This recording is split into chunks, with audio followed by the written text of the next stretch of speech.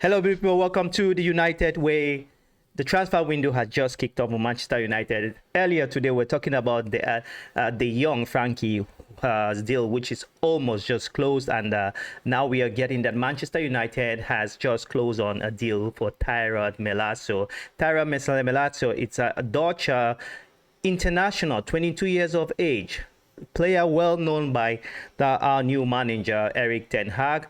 Tyrell plays as left back in the defense. Some of his better qualities are he's very offensive, physically really present. He played 50 games last year in the Dutch league, guys. This is not just another kid coming to Manchester United. I think we have a massive competition on the left wing defensively with Manchester United next season.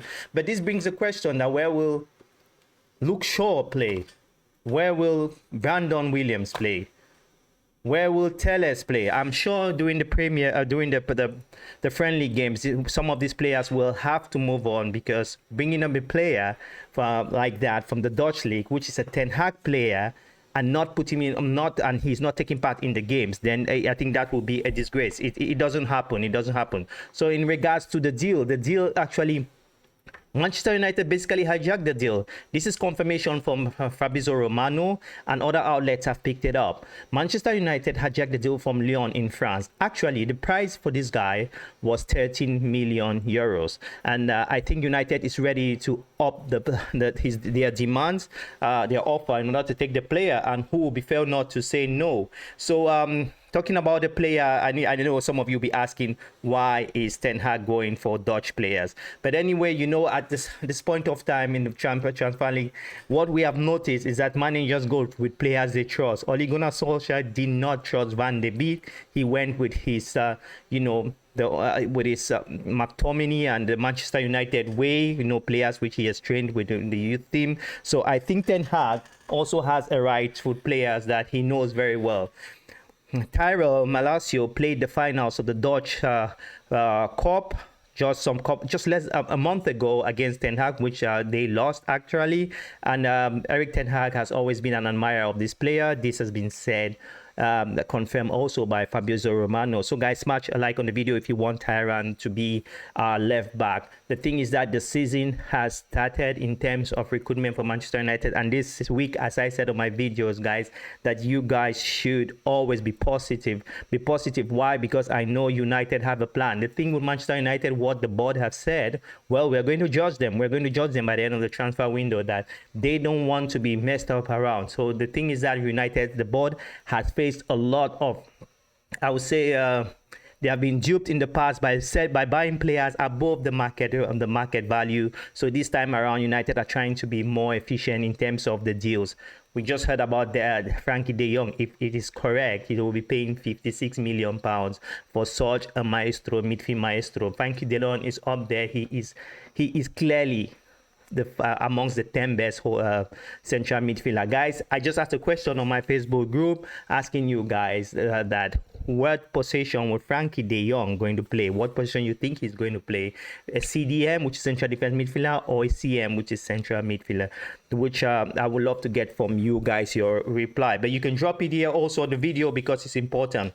So guys, this is the latest news here. As I said, if you're jumping in, is that Tyrell Malacia will be a United player, 22 years of age. He has played in all levels of the Dutch national team, which means he's a player that has been highly scouted by professionals. He's a left-footed. He has one of a left foot. He's a left-foot defensive player, and one of his traits, as I said, he's very offensive. Some have said is maybe he could be kind of like Wan-Bissaka. I think Erik ten Hag, knowing that he is a very tactical player, will not go for such a player. So we have to be positive, and we basically have to support the manager Erik ten Hag. So as for now, it is not a done deal, but it's almost close, because United has come into the mix. Why? Because Lyon was ready to sign this player today for 13 million euros, and United have jumped in and ready to make a higher bid. So we can say if United really wants this player, they will have Tyrell Malacia. talking about the whole week about the De Jong, we can't say anything about without talking about De Jong, simply because De Jong is the flagship player for a transfer, the flagship player for the transfer this summer. So De Jong obviously has to have some minutes in all of our videos. So Frenkie de Jong, as I said below, that they are already Manchester United have had already an agreement with Barcelona on a fee of Frenkie de Jong. The fee is there. You can take it to the bank. The video was up earlier today. De Jong will be a United player. The question is when. As I said, the financial football year in Europe ends on the 30th of June. So that's where players generally, which are moving on, can leave their clubs officially. Officially, right? You can buy players. The window starts like 2 weeks earlier, because there's some players who are really free on their last year of their contract. They can actually negotiate for new contracts in different clubs. But yeah, on the 30th of June, we are going to have that's when the season actually kicks off in terms of the financial season for football clubs. That's what I'm trying to tell you guys here. So another news here is, as you guys know, this is no news already. The goalkeeper Dean Henderson will be leaving Manchester United. The deal is already closed, a 1-year loan. I think most of you know this. And yeah, guys, I just want to tell you guys I'll be uploading a video tomorrow analyzing our manager Erik ten Hag's first training session with Manchester United. You had 15 senior pros on the training ground. There are a lot of news. So guys, make sure you smash that like and also subscribe. Keep your bells up, so whenever news comes from Manchester United, you will be the first to know. So guys, it was great speaking to you. But before I go, I just want to ask you this question again about the player. Do you think Manchester United needs another young Dutch player, or you think we would have sticked with what we have? So do you think Manchester United need another Dutch player, or we should stick with what we have? I think we have to trust the process. We have to trust the managers.